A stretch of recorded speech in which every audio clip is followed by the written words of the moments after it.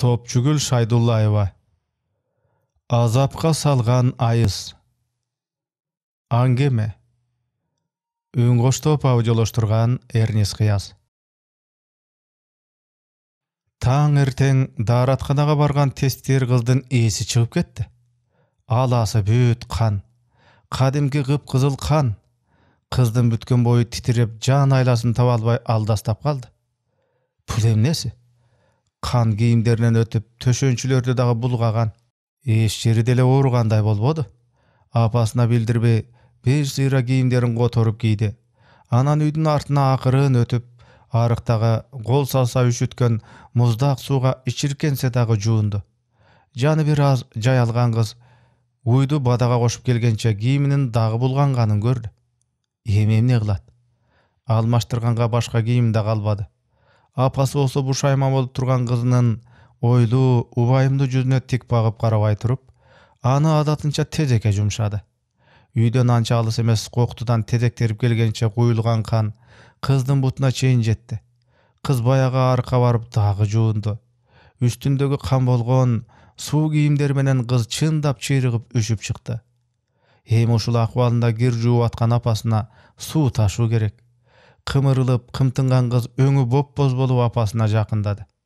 Кан өзүнөн өзү эле агып жатканын айтайын, ыйлайын деди. Кызы жанына келсе да, кир жууп аткан апасы ал тарапка жүз бурбады.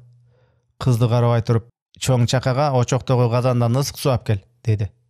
Ысык сууну алып келген кыз апасына дагы жакындады. Жаңы эле акыбалын айтканга оозун камданганда апасы: "Ал дагы кирлерди арык алып барып чайкай бер. Күн да сууп баратат", деди.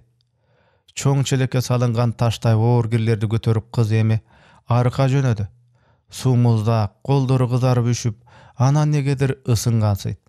Акыр аягында оор кирлерди сыга албай, колу карышып калды.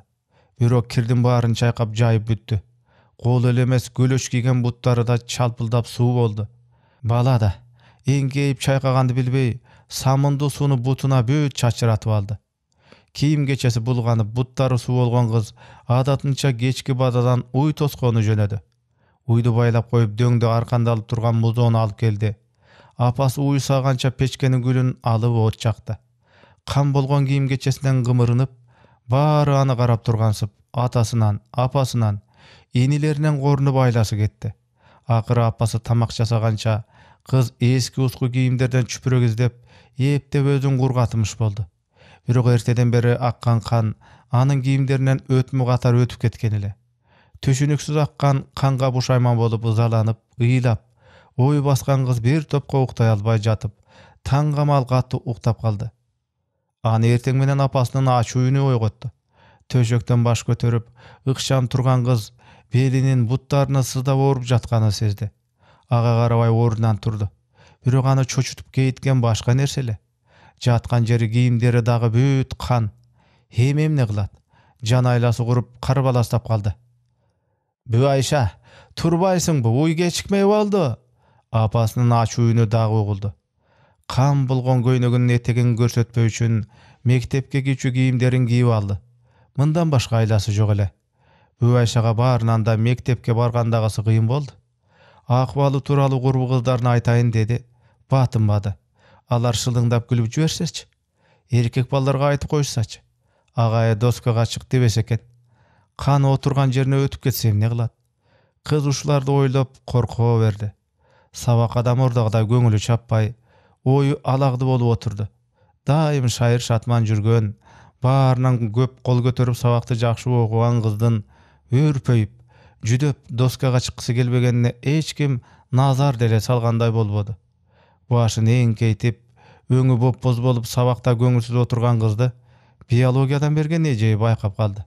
Ордунан турду да анын жанына келди. "Бүү Айша, ооруп аткан турбайсыңбы? Үйүңө бара бер. Сабакты эмкиде сураймын." Кексе мугалим ушинтип кыска сүйлөп, кыздын чачынан акырын сылап койду. Кетүүгө камынып өйдө болгон кыз топтолуп калган кандын көп куюлуп кеткенин тойду, чочуп кетти. Коркконунан майда калтырак басып, көзү караңгылап, кулап кетпей араң калды. Бул азаптуу нерсе 3 күнгө созулду. Кыз 3 күн катар апасына обдулуп барып, бул кайгысы жөнүндө айта албады. ишинин көбүнөн кабагы ачылбаган апасы кызы менен жай учурда деле аз сүйлөшөт. Сырдашмак кайда. Азапка салган кан токтоду. Бирок кызды түпөйлүү ойго салган нерсе аны күн түн деп коштоп жүрдү. Эми дагы кайра аксачы. Күн сайын эртең менен турган кыз өзүнөн өзү чочуп, коркуп, үстү башын каранып алат. Ушул окуядан кийин кыз чүнчүп, жүдөп, басынып кетти. Анын үстүнө башы да тез ооруп, тегеренет, алсырайт. Канча да сезимтал, зирек кыз бара-бара бул нерсе ай сайын кайталанарын туйду. Моюн сунбашка арга жок эле. Чыгарманын аягы. Аңгеменин автору Топчугүл Шайдуллаева. Үн коштоп аудиолоштурган Эрнис Кыяз.